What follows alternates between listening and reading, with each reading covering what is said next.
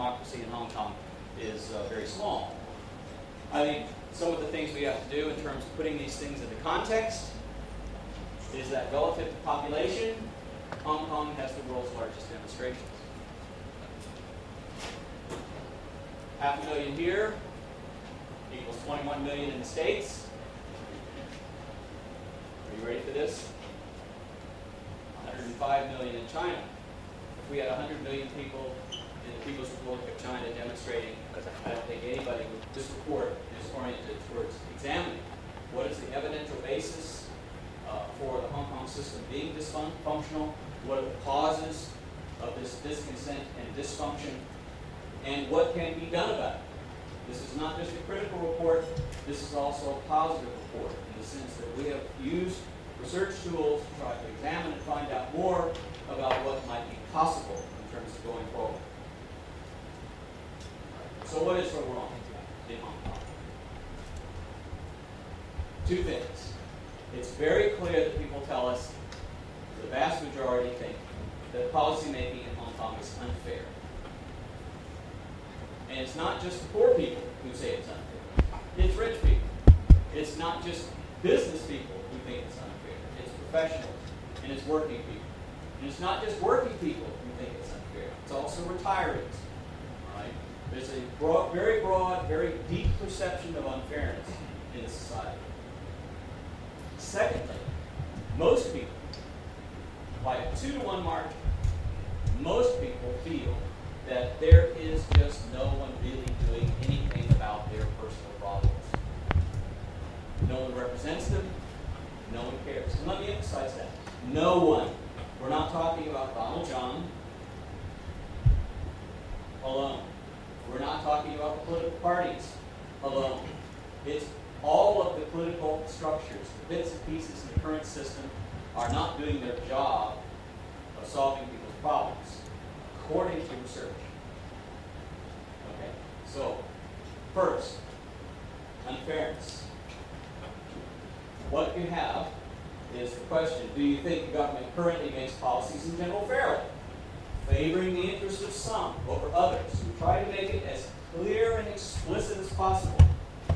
And as you can see, the red vastly overwhelms the blue.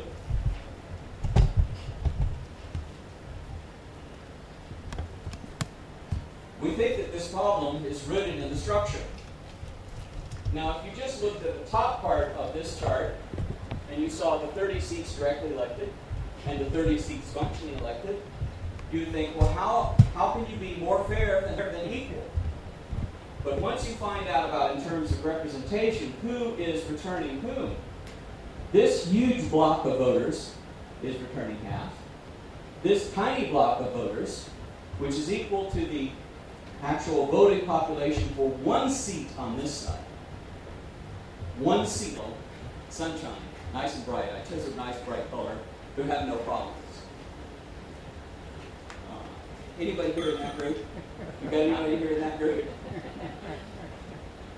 Okay, there is somebody in Hong Kong who's deliriously happy, all right? So I want to make sure that you don't think it's all negative, all right? We've got some positive. There's about 8% of people are happy, lucky 8%. And other folks don't know, and not a government problem, but you'll notice that for the vast majority of people, they have a problem, and they're not satisfied with the way the government is handling it. And that is a source of discontent. Now, breaking it down by occupation, you'll note there are some significant differences by occupation. Let me spell them out for you. People who are in the workforce are less satisfied than people who are not. People who are under the management level, administration level, who are under it, are less satisfied. And professionals, and remember there are a number of seats in the functional constituencies. Professionals have their own representativeness in the functional constituencies, which is at a higher proportion than other people. professionals are the least satisfied. In other words, they feel most that their problems are not being solved, even though they have more power than the average person in Hong Kong.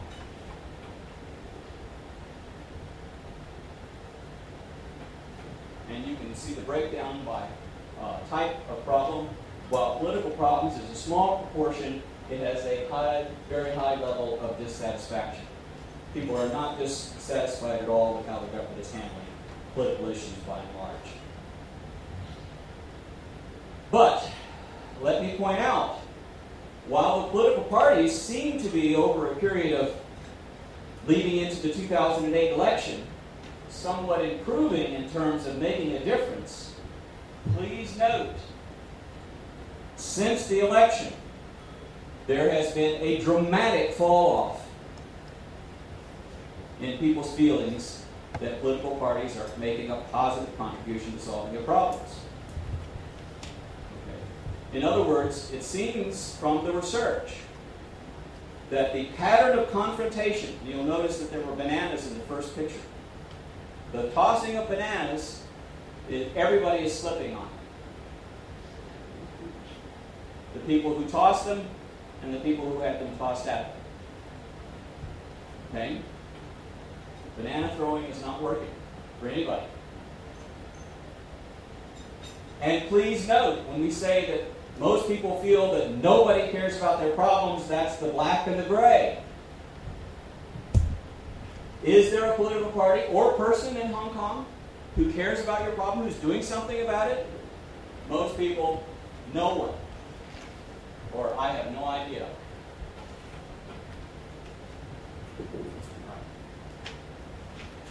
This is a crucial problem for governance and legitimacy. This is why we have the world's highest proportion of demonstrators, largest demonstrations by proportion of population. That's why we have a high degree of discontent.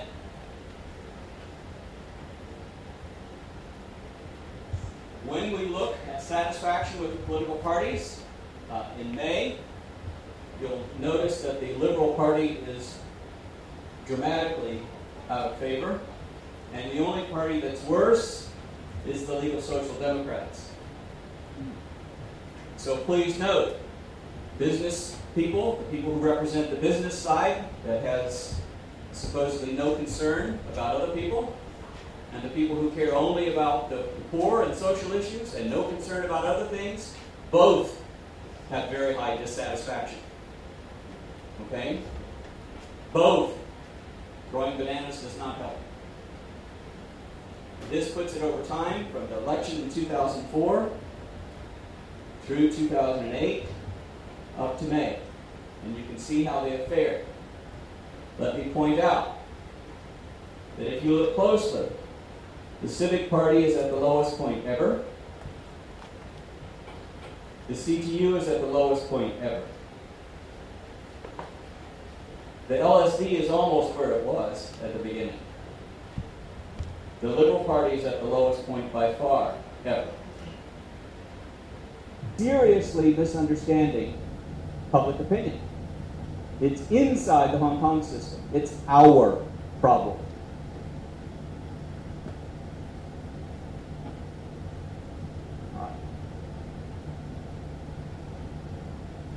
This is where we start researching. Now, we think that much of the problem stems from the structure of the functional constituencies and the geographic constituencies.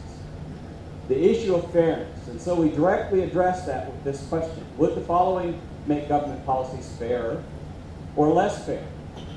Abolish all the FCs and elect all LegCo members. Now, we have a whole series of things we ask people about. This wasn't the only question we asked. So please note, we asked a whole series of questions. You can find all of them in there. I'll cover a few up here. And you'll notice that 2/3 of people say that direct elections of all the members of LegCo would make things fair or much fairer. There's no question about how Hong Kong people feel about what would fix the system as far as they're concerned. Now, in this question, we rephrased this question and came at it again. In this question, we were trying to test just how committed were Hong Kong people to direct elections as a way to get government to pay more attention to them, to make them more accountable. if we brought up crisis, if we brought up economic problems, would they retreat from the belief that direct elections are needed to solve Hong Kong's problems? Okay? That's why we phrase this question this way. This is deliberately phrased to raise anxiety, and if people think that direct elections cause economic difficulties, this should trigger a response and we should see a real drop in support. Okay?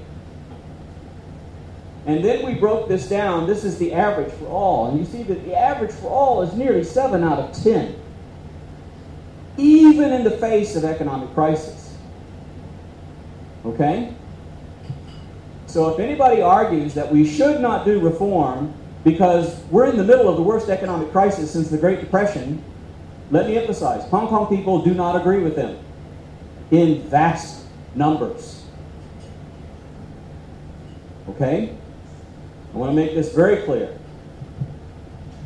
This is not true. And we broke it down by conservative FCs. This is all the ones that are held by the so-called pro-government and pro-business groups in the functional constituencies. These are the liberal functional constituencies that are currently held by pro-democracy seats. So we just classified them that way. Very simple. Okay? And you can see that even divided this way, the so-called conservative FCs, I mean, notice, it's higher than the average in the FCs, in the conservative FCs, in the business-dominated FCs. We're doing further follow-up research right now to get an even larger sampling so that we can explore that in more detail. We'll be doing follow-up focus group studies, the same thing, to try to dig into this more deeply. We break it down the same sort of way. This question, we go back to that question of fairness. Okay? And we raise this time, how about if we increase the number of eligible voters? All right, now notice something odd here.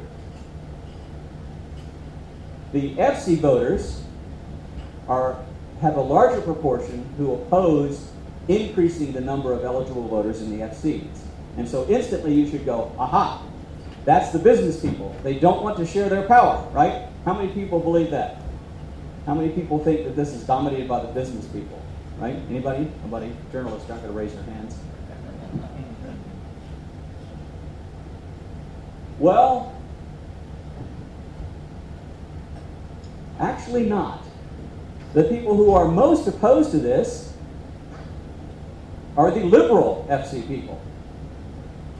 Most strongly opposed to it. Now, if you know anything at all about elections and democracy and liberals and how they're supposed to support widening the franchise, that has been the liberal, that's how you define a liberal, okay? For the last 200 years, you can ask Sonny, he teaches political science too, Sonny Lowe, Low Hsu Heng, okay? This is what liberalism means, extending the franchise, giving it to minorities, giving it to women, giving it to more and more people. This is the whole definition of liberalism. So,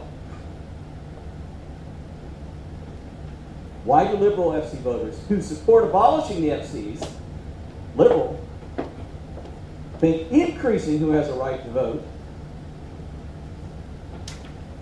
increases unfairness? This is a very interesting conundrum. Okay?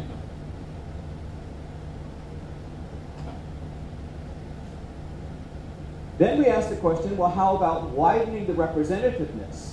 Not just increasing the number, but widening the representativeness. Right? Now you'll notice again, we get a larger chunk of people in the liberal FCs, the FC voters, and the liberals, again, come up in this group. So we have two crucial questions, I think. Can we increase representativeness in the number of people who vote in the FCs, which is a condition, most people say, business and Beijing demand. If we're going to do this, we have to retain the nature of the FC somehow. On the other hand, can we do this without making the FCs more resistant to full direct elections? That is the condition of the pro-democrats. Right? Now, this seems like two contradictory goals, and this has been where we keep crashing when it comes to political reform. However,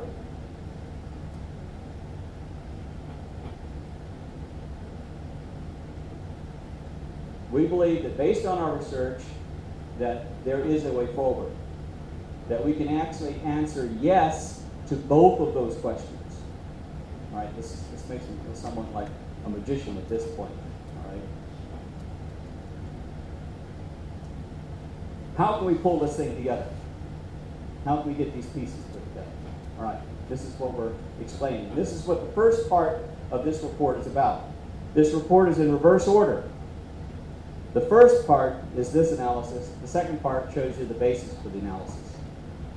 All right? So I put it in journalist order instead of academics order.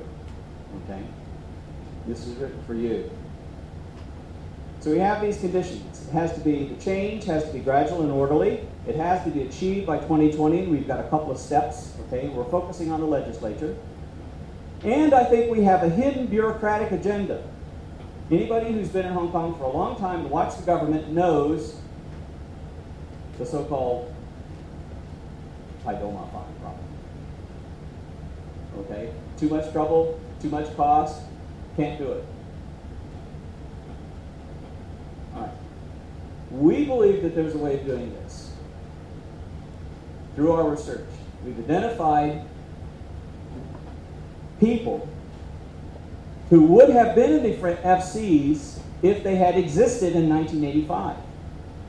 These people, their whole careers, their businesses, their professions didn't even exist in 1985. Now all you have to do is think about this. How many people ever even heard of a web designer other than a spider in 1985? Anybody ever heard of this? We have whole people now, groups who are web designers, and they're not spiders. Okay? We have quite a few professions that didn't exist in 1985, but they do now. So we think that adding these people, these new professionals, and these newly registered and certified people, people like certified electricians, licensed plumbers, people who give you financial advice who have to be certified and trained, insurance people who have to be certified, real estate people have to be certified. All of these people have to be registered with the government. The government has all these lists. It's in a file. It's in a cabinet. All they have to do is pull them out and notify them and put them in a proper FC. Okay? And there's hundreds of thousands of them.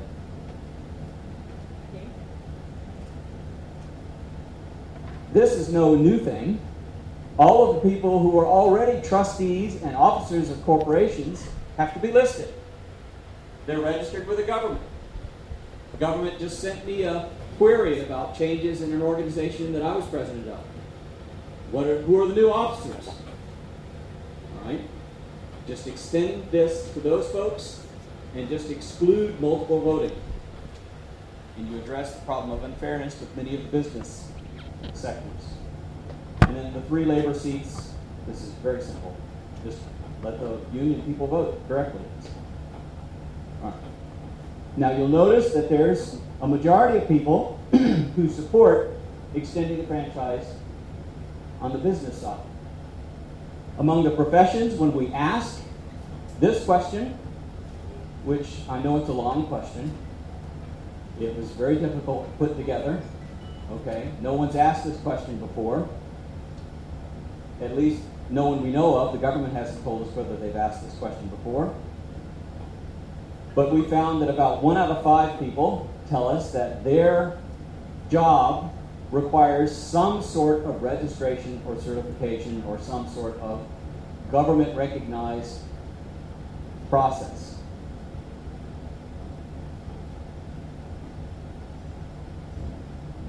So do that in 2012. In 2016, the idea would be simply to extend the vote to all the working people, but here's the difference between this idea and Chris Patton's idea. The idea would be simply to have people vote according to the nature of the firm they work for. Every firm has to tell the Internal Revenue Service here the nature of its business. Simply classify according to the nature of the business The firms have to report to the tax agencies all of their current employees. That gives you the names. Cross it against the registration rolls. Home on time. Okay? And you only have to do it once. And this is roughly, and you can dig this out, this table, you can see a rough estimate of what we think the numbers by steps. So the idea is to simply expand the functional constituencies, expand them until, just like the expanding universe, the lights go out. It's gone. Okay? That's it. Gradual and orderly. Nobody has to decide who goes first, because that's the big problem with the FCs. Nobody wants to kill themselves first. They can't defend themselves with their voters and say, oh yeah, we're going to commit suicide, but we're going to leave these other guys with even more power. Solves that problem. All right. So, very smoothly, fades right in, and you can see that adding 2 more thousand voters between 2016 and 2020 is no big deal. And we're examining in great detail. So what do these professionals think of this? These new professionals think of this idea?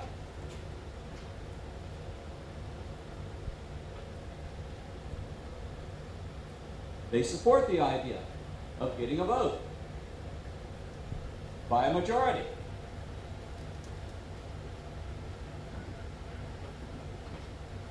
Now, we think we figured out how to get wherever it is we're going. The problem is, where are we going? And that also is a big difficulty. So again, we tested this. Again, we're using surveys not to tell us what people want to hear, but to give us some better ideas about what can be done or needs to be done in terms of perhaps even persuading people what should be done or how it should be done. All right? So in this case, what if we replace the FCs by giving half of the LegCo seats to a party list, like the Germans do? And you can see that's about 50 supported. Only about 1 out of 4 basically come out opposing it. All right? So I think that this is probably a viable way forward. Needs a little more work and explanation. This is my personal favorite. It will take a lot more work. And that's a combination of those two. 18 seats in the district councils, 1 in each district council, but it only uses the district councils for a geographic constituency for an election. It doesn't have to be a councillor. It's not the council seats, because we have in the basic law a forbidding of making the district councils organs of power. This avoids that problem. Currently, I think we actually have a, contrary to the basic law, seat in the legislature that gives power to the district councils, which it should not have. All right. And then 12 first past the post, or a party list, either way. 12 seats from a list, or 12 seats from a party list, or an open list. It's a variety of things. And you'll see those explored in more detail in your handout. There's no question about the chief executive. I don't think that's our problem. I think people, as you can see, strongly support directly elected chief executive and always have. Now, one of the solutions that this expanding the FCs also achieves is that if we want to still have the FCs retained, which is what Beijing tells us they want, in terms of the election of the chief executive, it would be very simple to retain them in their 2012 form or 2016 form. In other words, 2012 is the vastly expanded business and professional and labor votes, or the 2016 all working people, and have those folks elect their representatives 3/4 like we do now of the election of the nominating committee. It wouldn't be an election committee; it'd be a nominating committee, and then go on from there. There are a lot of other ideas. All right. So we have been using survey questions to probe for these systemic problems and perceptions. That's what we've been doing. Systemic weaknesses. What we did was we asked a series of other questions related to direct elections. Testing again, where are the weaknesses? What are the solutions that people would support? Especially in terms of the global economic crisis, the worst crisis in our lifetime. Now please note when we ask, now remember, I know this is against the basic law. We are not asking to attack the basic law. We're asking to probe for weaknesses in the current system. Where do we have problems? Okay? This is the advantage of asking questions. I'm sure as journalists you've asked questions that you shouldn't ask. We ask questions we shouldn't, I put in quotes, ask. And you'll see that most people feel that the Chief Secretary for Administration, who's the head of the administrative arm, should be directly elected. When you break that down by spheres, you'll note that there is slightly more opposition among the public sphere, but there's still a majority, even in the public sphere, among civil servants and privatized public groups, who support this idea of the Chief Secretary for Administration being elected. So it indicates that we have not just a political problem, but a relationship between politics and administration problem. We have a systemic problem. When we get to the financial secretary, things get a little different. We can see there that when it comes to money, people are a little more concerned about the intrusion of politics, and you have a higher level of opposition. And you have a much stronger opposition by classes, wealthy versus the less wealthy. Now what this tells us is that people feel, and if you'll notice also in the survey, it breaks down by gender. Women feel much more strongly than men that the financial secretary should be elected. So we feel that poor people and women feel that their spending priorities are not being recognized by the government. That's what this question tells us. Okay?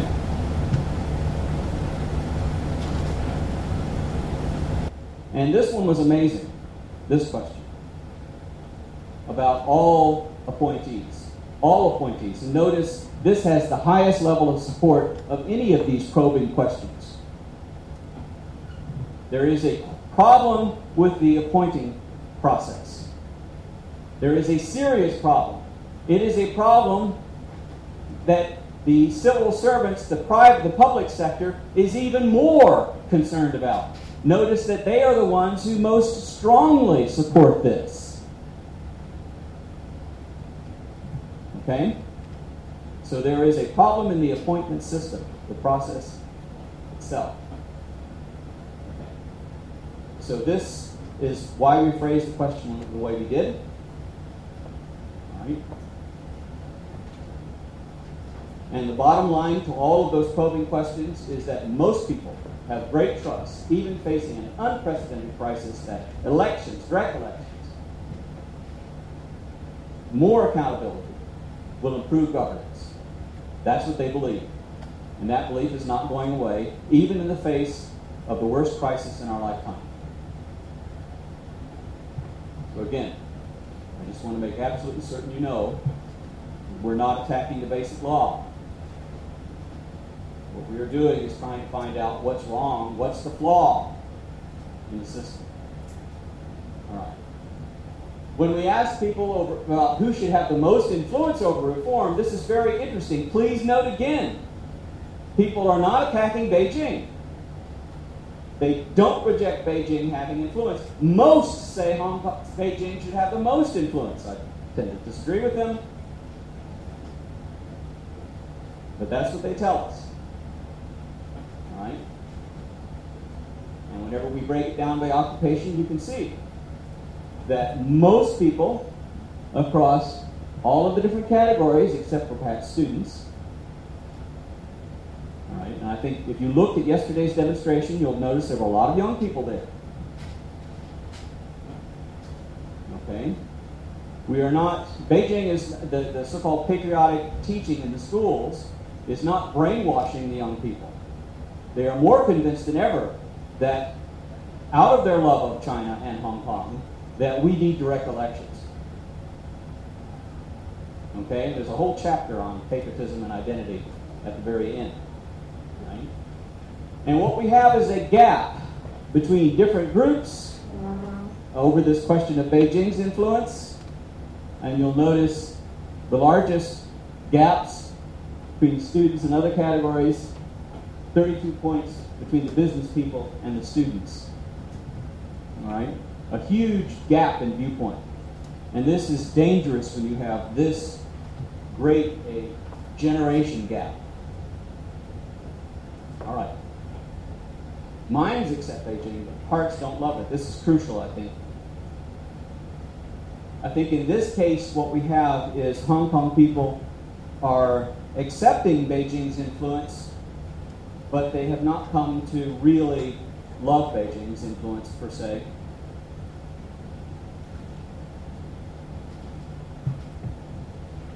A vast majority are indifferent.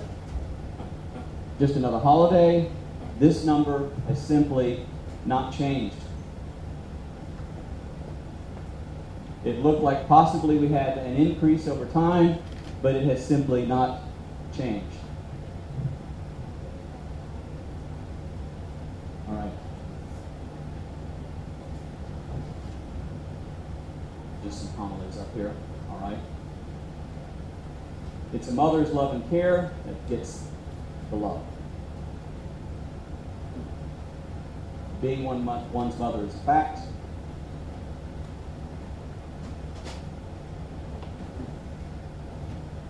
Right. If Beijing is looking for a solution, I think this is a solution. Okay. People want to have a system that works for them. They want to have a motherland that recognizes their needs and permits them to meet them. Right? And that's the bottom line, including. We believe there are solutions. We believe that those can be researched. We think that there are some positive suggestions that can be made that both sides can win and lose from. We think there's a basis for negotiation. Okay? And we think this problem can be solved, should be solved, and must be solved. Thank you very much. I'm going to ask if our sponsors want to add what they found interesting out of the survey, if you guys want to make any comments. And then we'll open up for Q&A.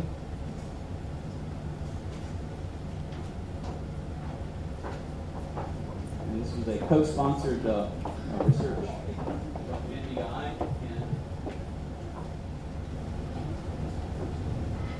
Okay, fine, thanks. My name is George Connolly, and I'm from the Community Development Initiative Foundation, and we're one of the sponsors of the Hong Kong Transition Project's research.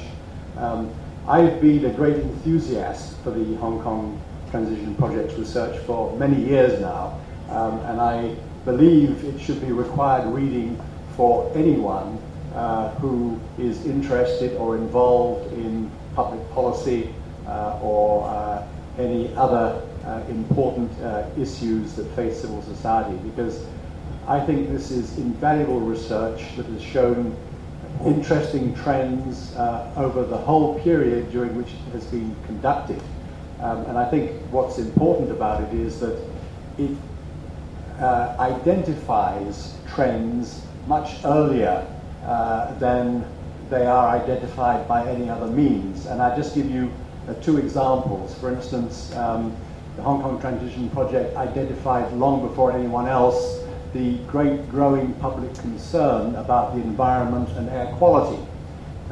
Also, more recently, it identified a trend that there was a move towards a commonality of concerns on a generational basis rather than on the more traditional class or income basis. In that respect, what I mean is that people, say in their 40s and 50s, had the same concerns, irrespective of whether they were high-income earners, middle-income earners, or low-income earners, whether they were from the elite, or whether they were from the middle class, or whether they were from the grassroots. And it's a very interesting phenomenon. So I think that Hong Kong Transition Project does an extremely valuable service to the Hong Kong community as a whole, and I'm only sorry that, for instance, political groups, and maybe some of the reasons why they are faring so poorly, is that they don't listen to what the research is telling them. They don't pay attention to the research. I think this is a great deficit. But I certainly am very happy to be supporting this research, and Community Development Initiative Foundation will continue to support this research as long as we can, because we believe it's an essential part of understanding what's going on in Hong Kong. Yes, I'm Belinda Winterbourne from NDI. We've actually started working with Michael, commissioning him to conduct reports for NDI since 2006.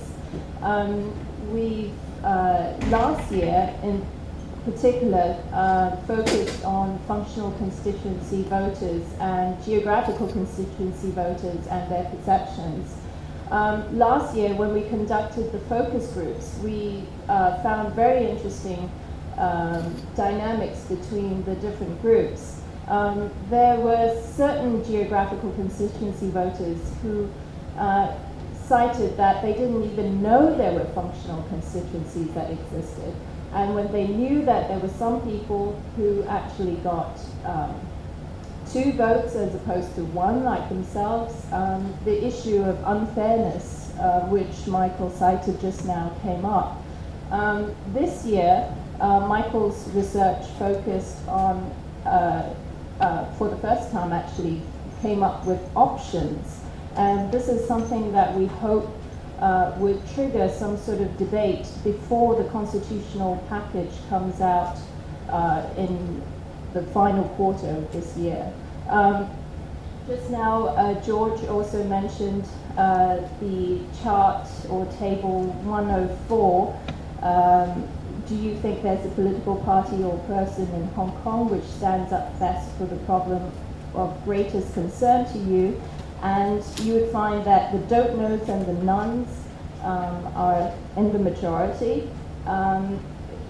We hope that this would be useful research for the political parties and groups. 2011 district council elections are just around the corner, and we hope that this research will prove useful. We also want to thank Michael and hope to continue to support the research. And we also want to thank FCC for the use of their facilities. We do have a new website, which you can see the new address up on the screen. And then also today, I'm very pleased, those of you who want to interview in Chinese, Professor Sunny Lo, who's I think now the oldest remaining member of the Transition Project. He's been working with the Transition Project the longest. He's here from the University of Waterloo in Canada, and he's willing to help you out in one-on-one if you want to ask any questions as well. All right, so do we have any questions from the floor? Just wanted to ask a little bit more about why you feel your option abolishing FCs through expansion, why you're confident that might get the support of Pan-Democrats. Because from what I can tell, your option would still make journalists a second-class citizen. We don't get certified, and at the end of the day, maybe you should demand. at the end of the day, a lot of Pan-Democrats insist on the Article 25 ICCPR. There'll still be a class of people with 2, maybe 3 or 4, because they've got loads of professions where votes was plus Let me clarify, not at the end of the day. At the end of the day, nobody has a separate vote. This is step by step. 2012 is the first expansion. 2016 is for everybody who works, which includes you, right? You're working, all right? And then in 2020, it's gone. What we mean by expansion to disappearance is effectively precisely that. Okay, the problem has been, how do we get from where we are now, which is grossly unfair and unequal, to equality? Everybody's been looking at cutting the problem, chopping. So we want to chop your leg off. We want to chop your arm off. I'm saying don't chop, feed. Much more pleasant, much easier. Feed, bigger, get bigger. You're gone. This is a how do we get from here to there issue. And the idea is we do it differently from what we've been arguing years now, over 10 years, over 12 years. Okay? This is the first new thinking in many years. It's a shame. But I don't know why it took me that long to come up with this idea either, and we had some other people come together, and it was George and a bunch of other people basically getting around the table and banging heads together until we came up with some sudden ideas. We actually call it the Mandarin Consensus because it was evolved in the Mandarin coffee shop, and it included David Webb, by the way. In fact, David was actually the main propagator. So we've got various ideas that have come together, and the notion about how to do this. We don't know if the Democrats are going to buy this or not. But if anybody wants a way out, we think according to research, this is probably the best way forward. This is the best way to get out of this problem. All right. And research also seems to show that one of the crucial things about getting rid of the FCs is to retain the character of each FC until it's gone. Okay? Because as long as there's a distinction between an FC voter and a GC voter, there's going to be a sense of we need to eliminate this to be fair. Okay? The patent plan did not do that. This is why this is entirely different from the patent plan. This is a genuinely different approach. We want to keep the FCs the same. So for example, in 2016, people have asked us, well, how are you convinced that they won't just stop there? My answer is, okay, how do you explain to your mother, retired, your father retired, your grandparents retired, that you get a vote and they don't? I think that's going to be a tough one to do, all right? So stopping at the working class, I don't think is going to be viable. I think we'll have just as much pressure going forward from there in 2016 as we do now, okay? And that's the crucial difference between this plan and the patent plan. Retain the character of the FCs, and that will drive us on until they're gone, and expand them until they're gone. Hi, Professor Simon Lee from Radio Television Hong Kong. I'm just wondering, why are you convinced that the special groups already have more powers than others? Why are you convinced that by taking it step by step from them that they're willing to give it up? They're not willing to give it up on the idea of one professional group giving up its vote now and leaving other groups still having the vote. They're clearly opposed to that. Okay, so trying to abolish by cutting the numbers of FC seats isn't going to work. Okay, it already failed in 2005. There's clearly a lot of resistance in the FCs to the idea. Okay, so this is an alternative approach to eliminating that. Now, again, we're counting not just on research based on telephone surveys, but also other research. Every single country that has elections, the larger the constituency, the less power per vote, the less concerned people are about that power. Okay, so you get large countries with democratic elections, you'll have a large portion of people not even bother to register and vote. Okay, so when you've got a voting block of only 144 people, every single one of them is going to treasure their vote.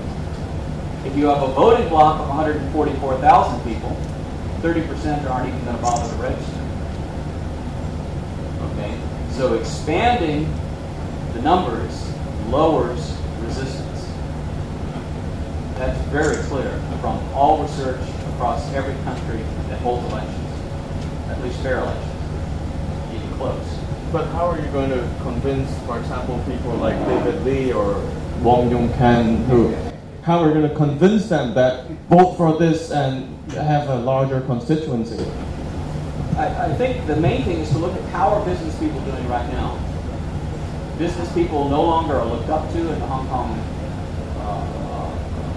political economy like they were. We can't get decisions made in terms of development, and if that doesn't concern David Lee, then he's not a very good banker. Okay? We have a serious problem that's eroding the power of government to lead. Everybody knows it. The business people see it.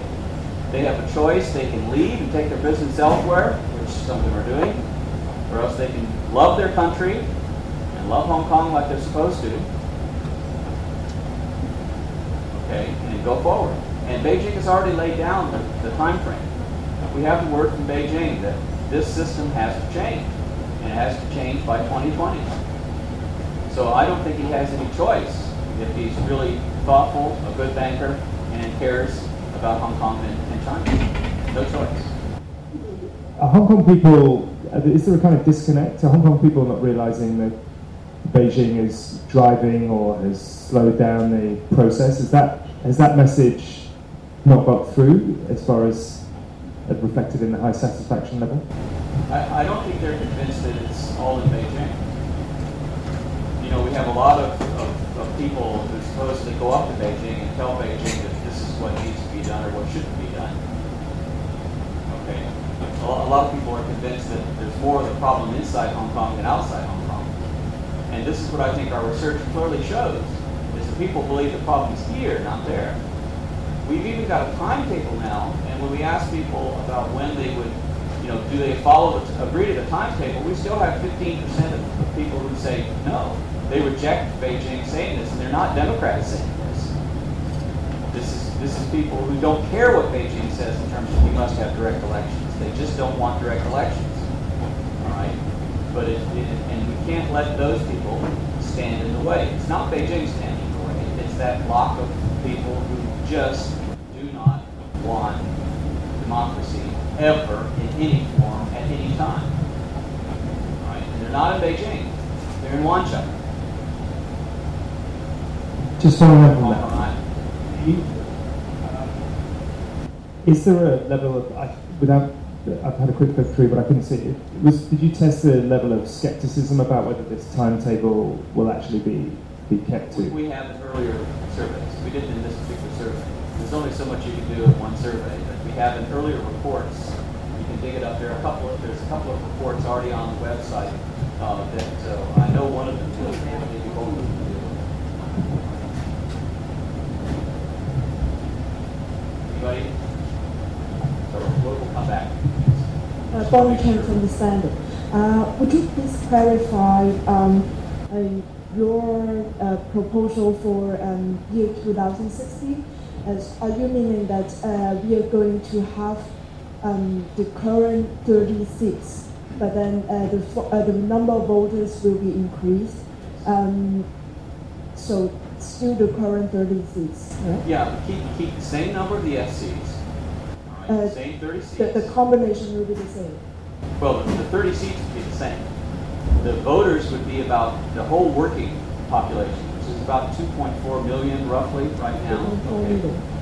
And what we're saying is classify the 30 seats according to groups of businesses. We'd have to, and we're doing some follow-up research now to look at the listing, the purposes of businesses now that we classify. Many of them are pretty clear where they fall. But each person then would vote on the basis of the nature of the business they work for. So for example, we would not have a teacher's vote. We would have an education business vote.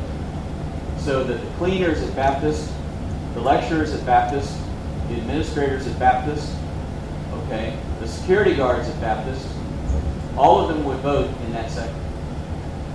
All right. Now, this is a little different, but again, we're trying to make it easy and convenient, okay, and again, keep that distinction of these functional constituencies. This is why it's very different from the patent plan. This is very different.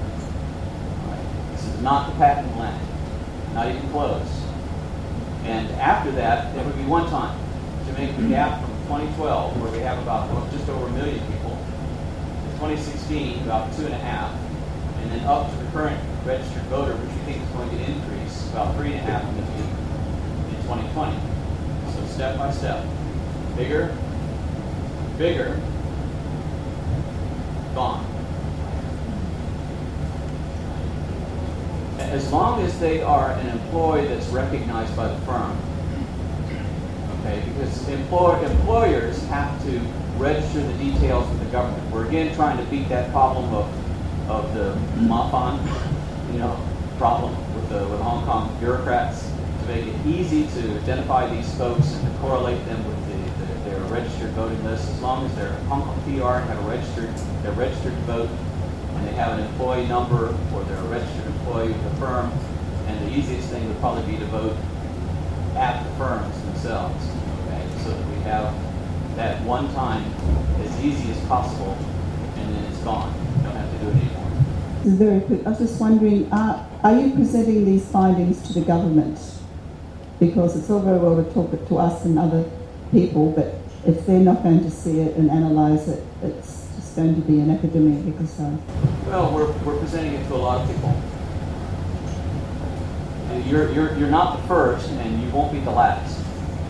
And if we can get a meeting with government people, if they get curious after they read your coverage, we'd be more than happy to talk to them. Academics are like that. We don't mind sharing. Yeah. Vijay Kulkarni. Michael, if you permit me, I'll make an observation and then ask two related questions. You refer to those opposing democracy in Hong Kong mainly being in Wan Chai rather than Beijing, which is a short form for saying these are the same old guys who come and attack the Democracy Forum Walas in Victoria Park from time to time, i.e. they are pro-Beijing, Beijing's catpaws basically. And they wouldn't be doing these things without the blessings of Beijing. Now that well, I have to challenge you right there. Let me make it very clear that even people who know about the mainland know that there is a pro-Maoist groups, pro-leftist groups now that are not pro-Beijing. They're pro-Mao. Okay. And we have pro-Mao groups here. They're not pro-Beijing. Okay, fine. Okay. Taken. Now the question. Essentially, you're asking the functional constituency types, the ruling power elite among businessmen, professions, whatever, to commit harakiri 10 years from now instead of doing it straight away, because this is a sugar-coated pill which will kill you 10 years from now. And now, who is going to bell the cat of telling these people, as well as telling Beijing, and make Beijing, okay, we're willing and able to sort of allow Hong Kong to go this way?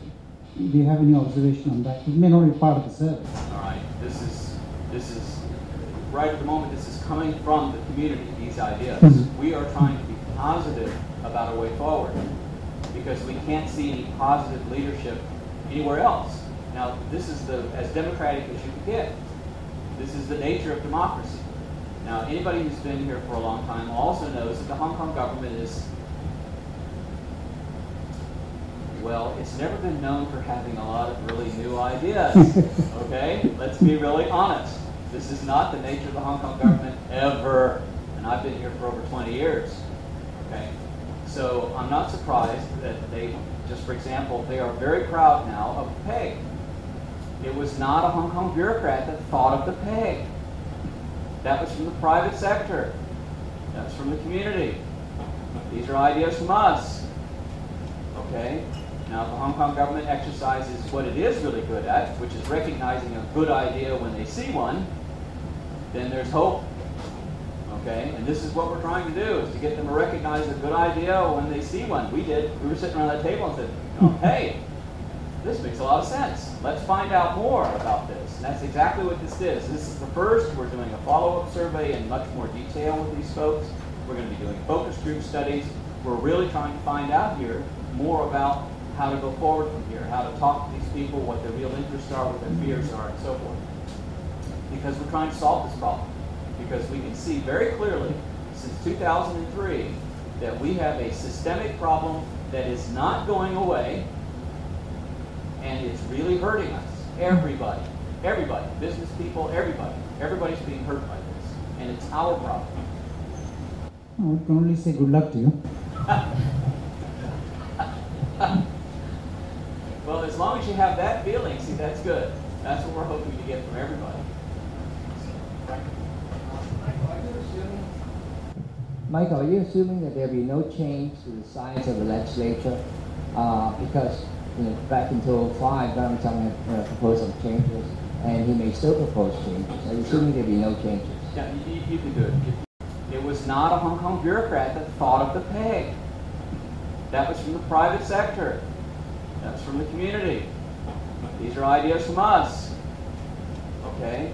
Now, the Hong Kong government exercises what it is really good at, which is recognizing a good idea when they see one, then there's hope. Okay, and this is what we're trying to do, is to get them to recognize a good idea when they see one. We did. We were sitting around that table and said, oh, hey, this makes a lot of sense. Let's find out more about this. And that's exactly what this is. This is the first. We're doing a follow-up survey in much more detail with these folks. We're going to be doing focus group studies. We're really trying to find out here more about how to go forward from here, how to talk to these people, what their real interests are, what their fears are, and so forth. Because we're trying to solve this problem. Because we can see very clearly since 2003 that we have a systemic problem that is not going away, and it's really hurting us. Everybody, business people, everybody's being hurt by this, and it's our problem. Oh, I can only say good luck to you. Well, as long as you have that feeling, see, that's good. That's what we're hoping to get from everybody. Michael, are you assuming that there will be no change to the size of the legislature? Because back in 2005, Donald Trump had proposed some changes, and he may still propose changes. Are you assuming there will be no changes? Yeah, you can do it. You can do that. This is not saying this is the way you must do it. This is just some new ideas about how to do it, how to get us out of the current impasse. So if they want to expand the legislature, that's fine too. In fact, that may be even better, because you shake up some of the old entrenched interests whenever you do that. Okay? So a combination of expansion plus other expansion, fine. That'll work. I think trying to cut numbers is where you run into problems. Okay, and that was recognized, I think, in 2005. Cutting seats is a problem. And we found that out too.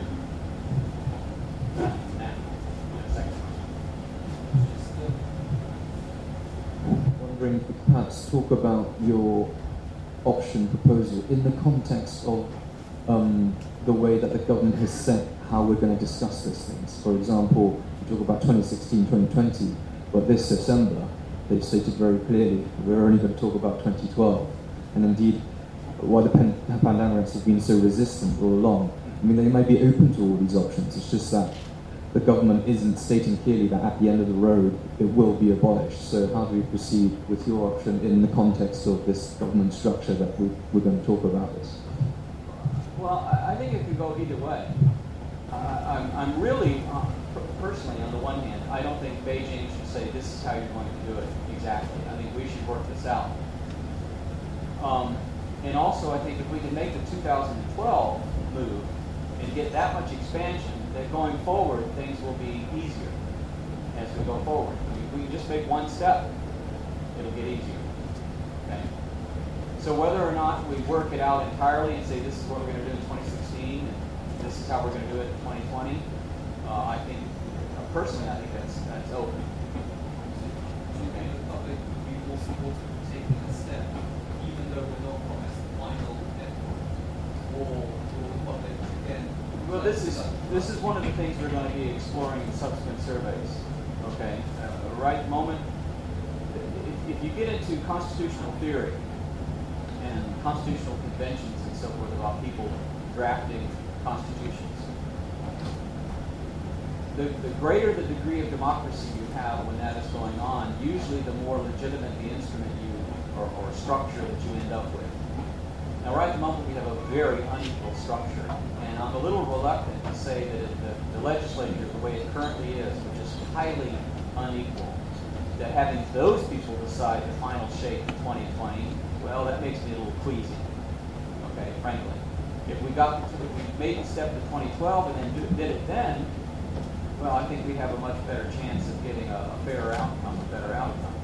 But again, if we can work the whole thing out and everybody agrees on that, that's fine too. What we're trying to do is to get everybody to start thinking new thoughts, different ways of thinking, getting some better ideas, okay, and actually doing research on these things, for heaven's sake.